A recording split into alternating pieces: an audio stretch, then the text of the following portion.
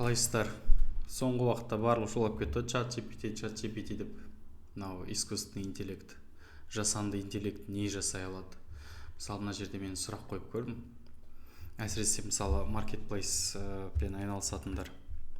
Биттім, напиши текст для описания на сайте wildberries.ru дедім. Товар. Кейін товар, ойыма келген товар жазайыншы. Мысалы, не жазсам болады екен? Ойдан шығара салайын бір брендте. Так, корм для таракана.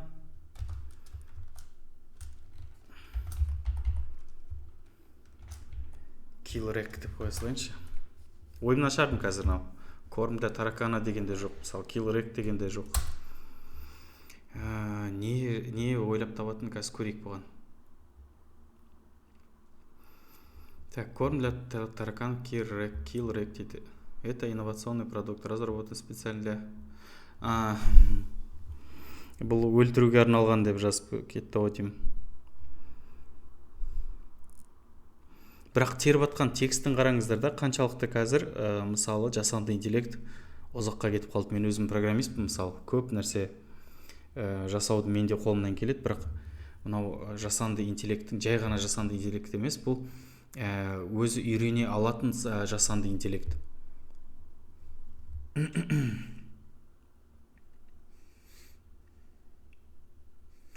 Қараңыздар, қандай тексті жаздым. Корм для тараканов киллрек дейді. Это инновационный продукт, разработан специально для уничтожения тараканов в доме или на производстве. Это высокоэффективный и безопасный способ борьбы с насекомыми, который обеспечивает быстрый и длительный результат дейді. Киллрек – это экологически чистый продукт, который не содержит вредных химических веществ и не наносит вреда человеку, домашним животным. Былайша айтқан кезде барлығын ойынан шығарып берді. Мысалы, әсіресе мына тізген несін қараңыздар да. Корм для тараканов киллрек имеет множество преимуществ дейді. Он быстро и эффективно уничтожает тараканов дейді. Он безопасен для экономичен. Былайша айтқан кезде не жасауға болады? Енді мынаны мысалы не қылатын болсам, бүйтем енді, напиши бизнес-план для производства корм для тараканов киллрек. Бірақ мынаны қазір мен мына текст түсіндіріп кетейін. Мына текстті еш ойланбай неге описаниеге қоя беруге болады. Wildberries'те болмаса неде, Озонда. Енді бұл маркетплейс темасынан асып кетейік та. Енді қарап көрейік. Мен бір бизнес бастайын деп жатырмын. Ойымда осы таракан өлтіретін осы затты шығаруым керек. Яғни бастады. Бойланады, кәдімгідей жазады. Былайша айтқан кезде дәл қазір біз басқа деңгейге кетіп қалдық. Мынау веб 3.0 деп жатады ғой. Мынау веб 3.0 негізінде келесі деңгей жалпы интернет несі дамыған заманда да. Қазір мына введение жазды, одан кейін барып анализ рынка дейді. Согласно исследованию рынка, потребность в кормах для тараканов в России является значительной дейді. Производственный план дейді. Мынау қазір бізде не болып отыр ғой, жаңа грант береміз, бизнес-план жазып келсең болды деген сияқты да. Соған осыны қанша парақ болсын жазғыза беруге болады да мынада. Мысалы мен сәл болсын несін білем, теориясын білем. Теорияда не жазсам болады деген. Қазір мен мынадан SWOT анализ жасатқыза аламын. Мысалы, мына жерде не болу керек деңіз? Анализ рынка, производственный план, маркетинг план. Бұл кәдімгі бизнес-план қалай жазылу керек, соның ережесімен жазып келе жатыр дәл қазір. Енді финансовый планға көшті. Мынау қысқа ғана резюмес деп айтуға болады. Енді бүйтеміз.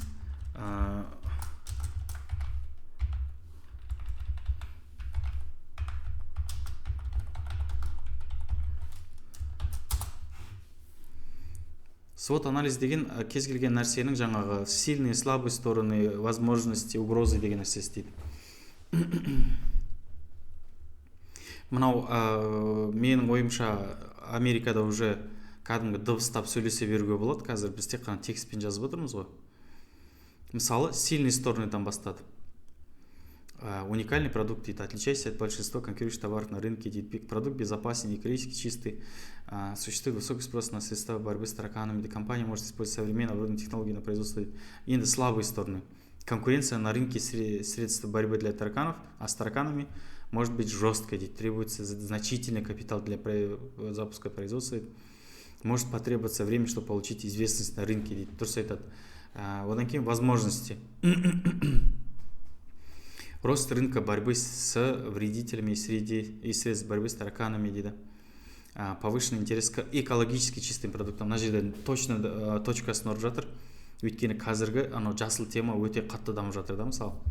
Сол үшін экологически чистый деген нәрсені көп пайдалану керек қазір. Әсіресе өнім шығарар кезде. Одан кейін келесі возможность айтады, возможность расширения производства и продажи на другие регионы. Енді угрозы. Наличие большого числа конкурентов, число конкуренттер шынымен көп. Одан кейін бар изменения законодательства, касающиеся безопасности средств борьбы с вредителями. Бұл жерде нені меңзеп тұр? Кез келген уақытта заң өзгеріп кетуі мүмкін. Біз какой-то бір өнім шығарудың бір нәрсе пайдаланатын болса, оны пайдалану болмайды дейтін болса, былайша айтқан кезде, или бұны пайдалануға болмайды, қазір өлтіруге болмайды деген сияқты заң шығатын болса, біздің бүкіл производствомыз бір бітіс шығады. Одан кейін бүйтіп айтады, возможность экономического спада. Енді не қылдық? Енді сұрақ көрейік. Мен мысалы не керек екенін білмеймін. Какое сұрақты точно қойып берейік. Производственные оборудование требуется, чтобы запустить производство.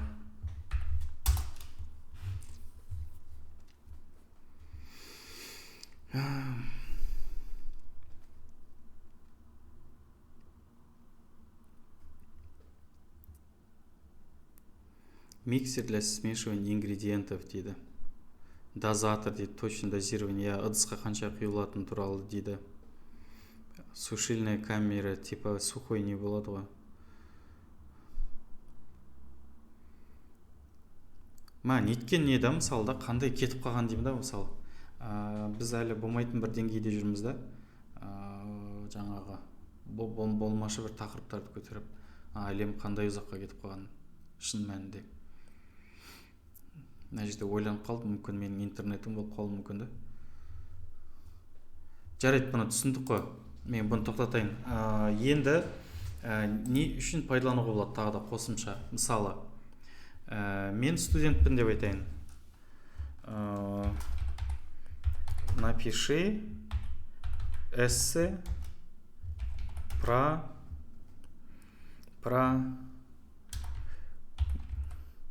мышку гитариста, который умел петь и сочинял музыку сам.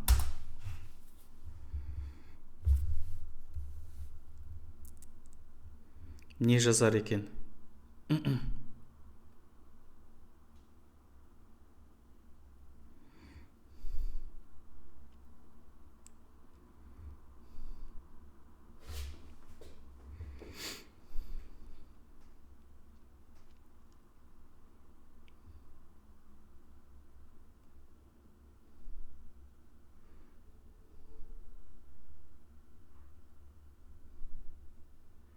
Қандай нәрсе жазып жатыр, иә?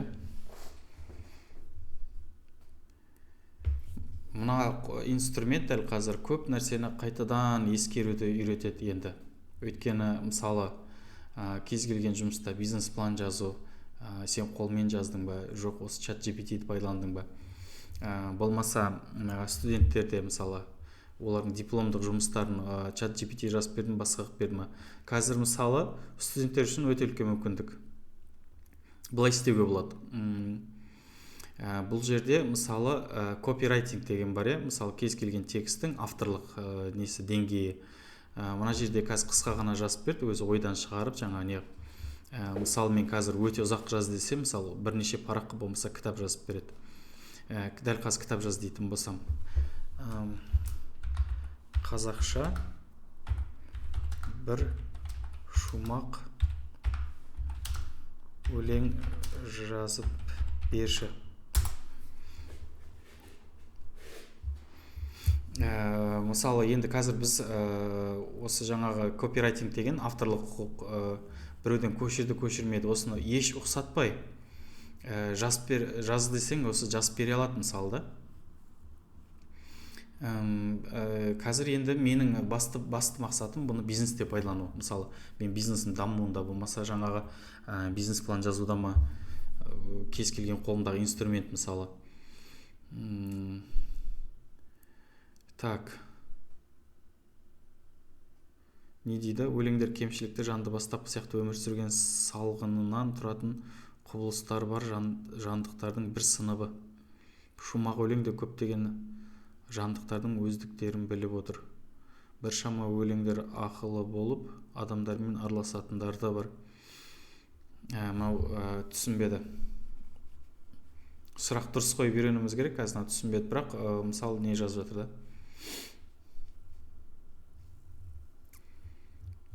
Қазір мен бұны тоқтатайын. Так, напиши стих про слона.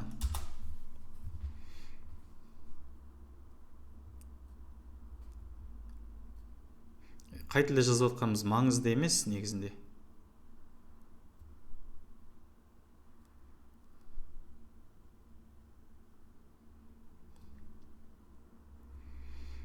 Өйткені бұл жасанды интеллект болғаннан кейін қай тілде мысалы қай тілді аудара алады, мысалы жаңағы Google Translate деген сияқты қанша тіл бар, соның барлығы бар болса, соның бәріне аударып бере береді.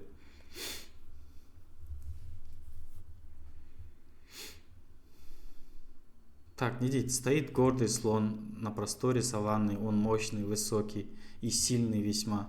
Он носит на спине слониху свою, и шагает он медленно, но уверенно. Глаза его большие, красивые, они светятся умом, мудростью и силой. Енді әлде де үйрену керек екен, бірақ барынша не. Жарайды, тақырыптан ауытқып кеттім. Шын мәнінде, енді какой товар для продажи на маркетплейсах выбрать для весны дейікші.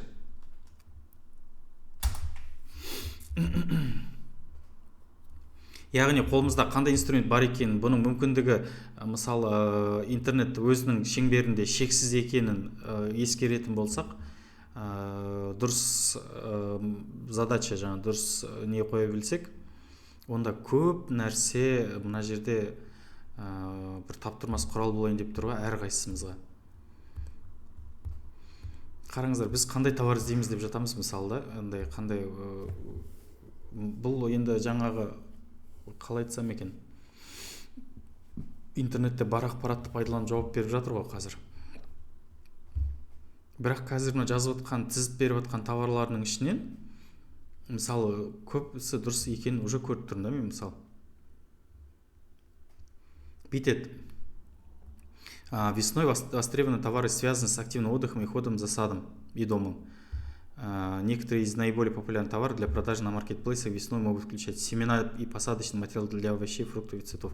Бұл 100% қазір осының саудасы басталып кетті уже. Қазір осылардың саудасы болып жатыр, және бола береді. Одан кейін барып садовый инструменты дейді. Лопата, грабли, ножницы для обрезки дейді. Секаторы и так далее дейді. Келсем тоже. Одан кейін барып мына нені қараңыздар да. Товары для барбекю и пикника, такие как гриль дейді, шампур, уголь дейді. И средства для розжига дейді. Мысалы сұмдық мына жерде ше, бұны тізіп беріп отқан нәрсесі. Товар для активного отдыха деген. Түсінікті ғой енді, палатка, анау деген се. Спальный мешки деген мысалы менде ойыма келді. Одан кейін туристические горелки деген мен сатып жатырмын уже. Товар для ухода за садом и домом дейді. Ары қарай соза беруге не жоқ шығар жаңағы. түсінікті болады деп ойлаймын. Негізі жалпы пайдаланыңыздар, көріңіздер, уақытпен бірдей жүруіміз керек. В ногу со временем дейді орысша айтқан кезде. Заманына сай қозғалуымыз керек.